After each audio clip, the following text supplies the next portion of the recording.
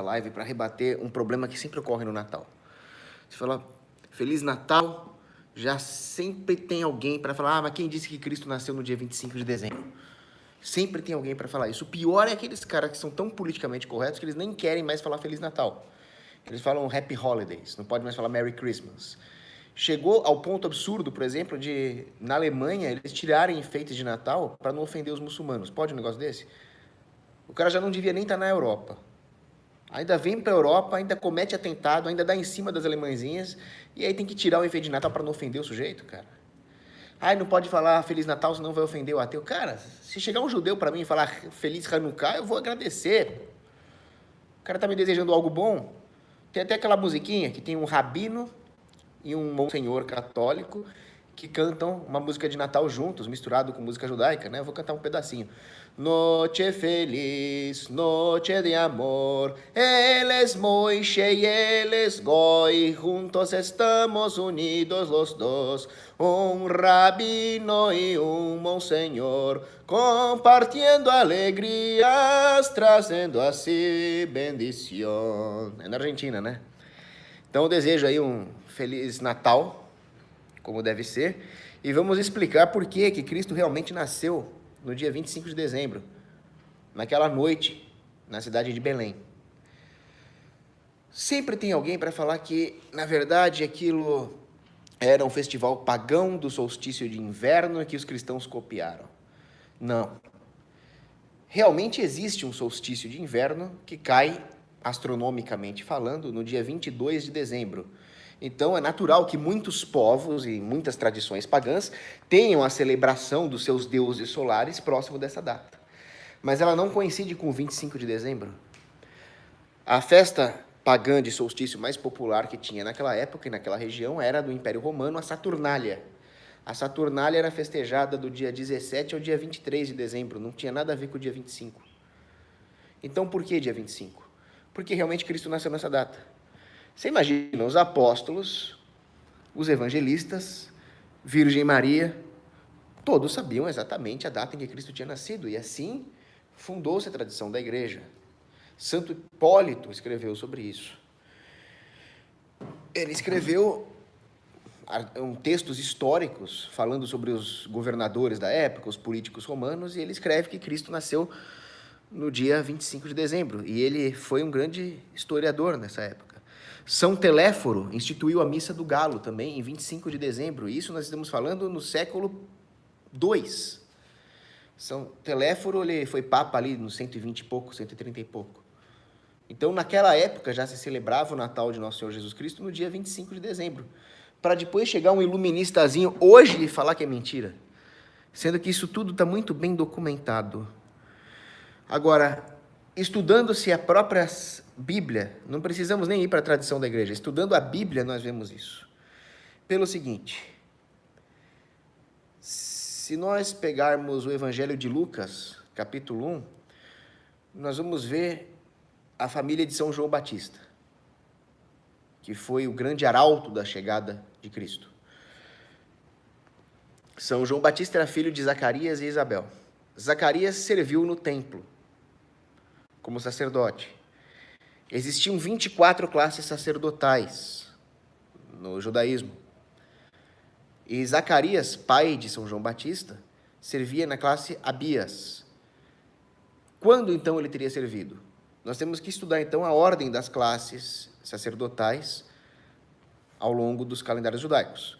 Então, tem um historiador chamado Joseph Friedlieb, que ele provou, documentalmente, com metodologia histórica científica, que a classe que estava servindo no templo, quando da destruição do templo, no mês judaico de Av, era a classe Joiarib.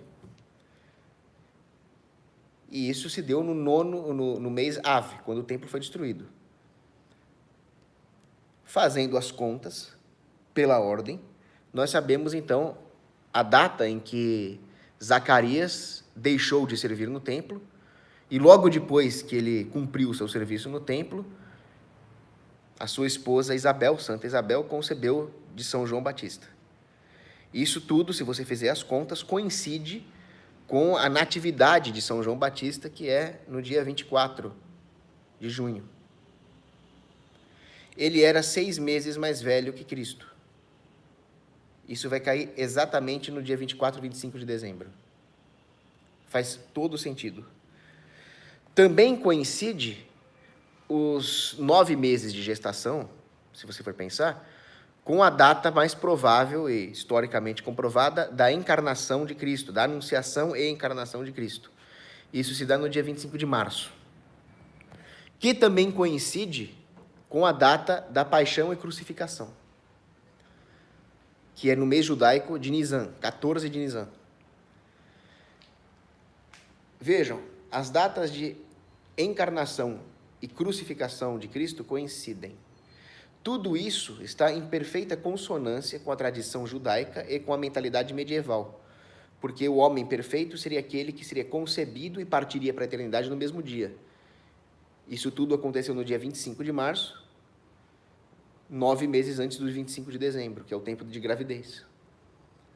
E que, por sua vez, é alguém 6 meses mais velho do que São João Batista, que nós já provamos que nasceu no dia 24 para 25. Pronto, acabou. Está provado. Agora, por que aconteceram exatamente nessas datas? Os detratores do Natal cristão vão falar, não, mas isso é muita coincidência. Coincide com o solstício de inverno proximamente, é muita coisa. Não é coincidência, esse é o plano de Deus. Porque como está na Bíblia também, em Malaquias, diz que Cristo é o sol da justiça. No Evangelho de João, Cristo é a luz do mundo. Então, sol, luz, Cristo é o verdadeiro sol. Não é o Deus Sol dos romanos, não é qualquer divindade solar dos pagãos. Tudo isso nos ensina que o verdadeiro sol é Cristo. Então, as datas escolhidas por Deus fazem parte da pedagogia divina. É assim que os romanos se convertem, por exemplo. É assim que a pedagogia católica converte povos pagãos.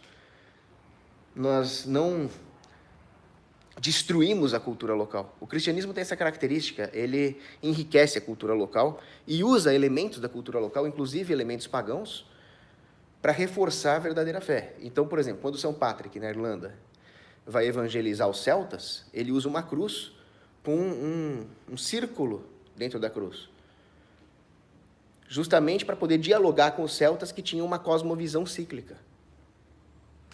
A estola dos padres vem da estola dos senadores romanos, mostrando que o verdadeiro poder não é o poder secular dos senadores romanos, mas o poder do sacerdote de Cristo.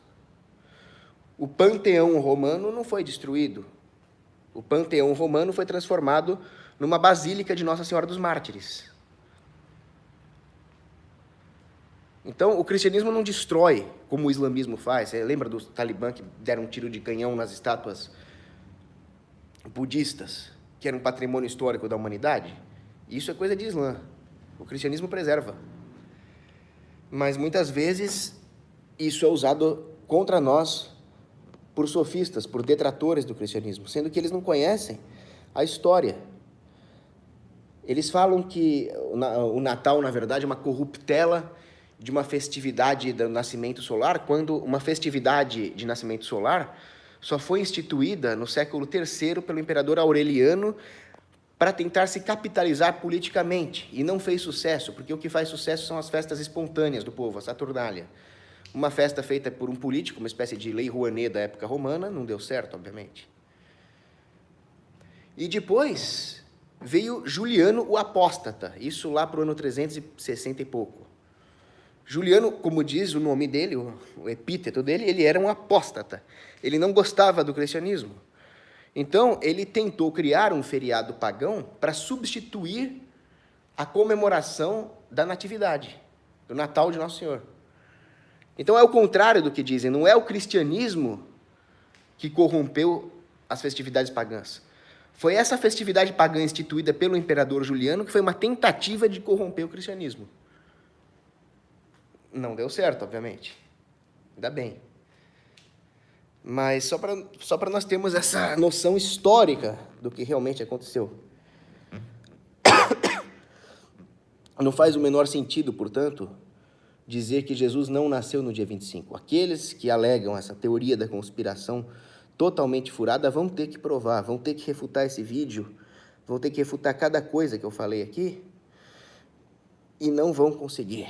Tem um manuscrito não vou lembrar o ano, mas era antes do Juliano Apóstata. Era um pouco antes do Juliano Apóstata, deve ser 340, 350. E esse manuscrito fala, olha, XXX, que é o 30 romano, né? CM, que eram os jogos, era circenses missos, e fala no nascimento do Invicto. Então, o significado daquilo é que 30 jogos vão ser feitos em comemoração ao nascimento do Invicto. Todos sabiam que o nascimento de Cristo era no dia 25 de dezembro, e aqueles jogos ocorreram mesmo no dia 25 de dezembro, quer dizer, está tudo provado. Esse mesmo manuscrito fala, Cristo que nasceu ao dia 25 de dezembro em Belém. Não tenho o que discutir. Agora, para terminar o vídeo, né? Por que as pessoas ficam inventando, insistindo? Você pega aquelas revistinhas sensacionalistas, lixo, super interessantes.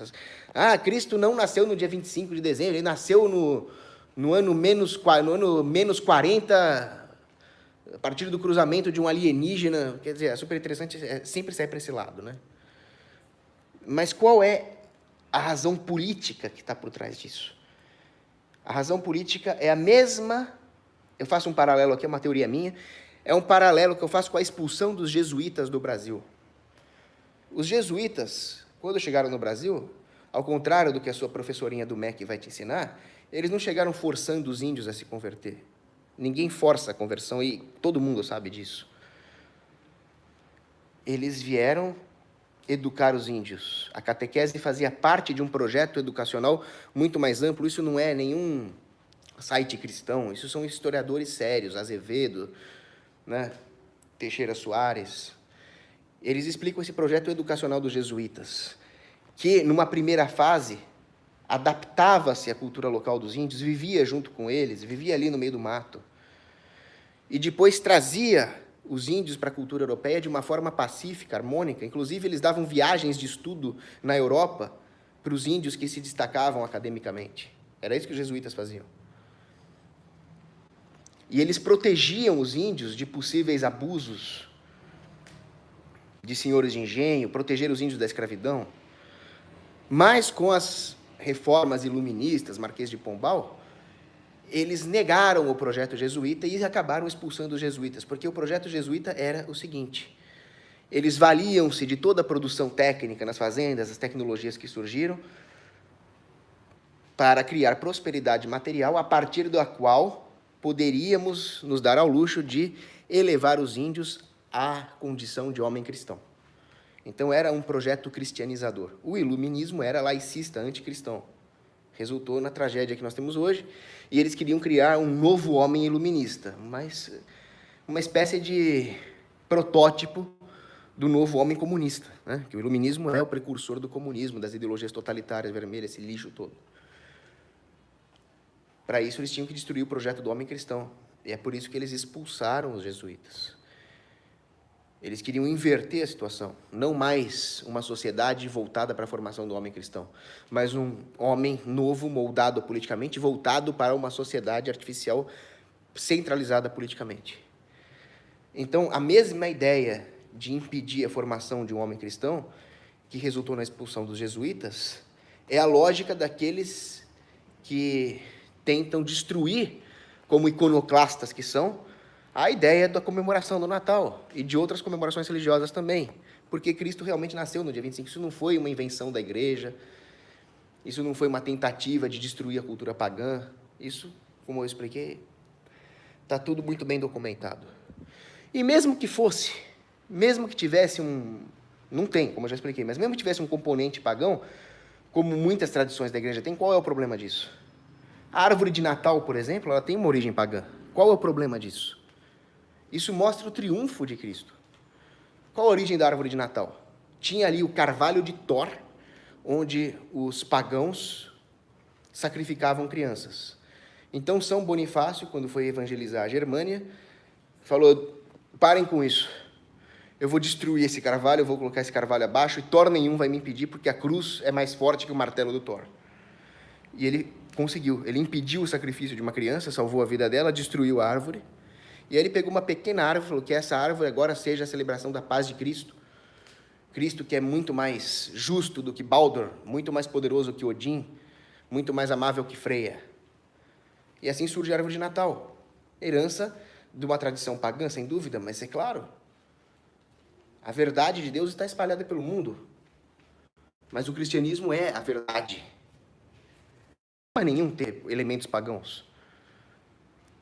O cristianismo o cristianismo não é uma ideologia, o cristianismo não é uma filosofia.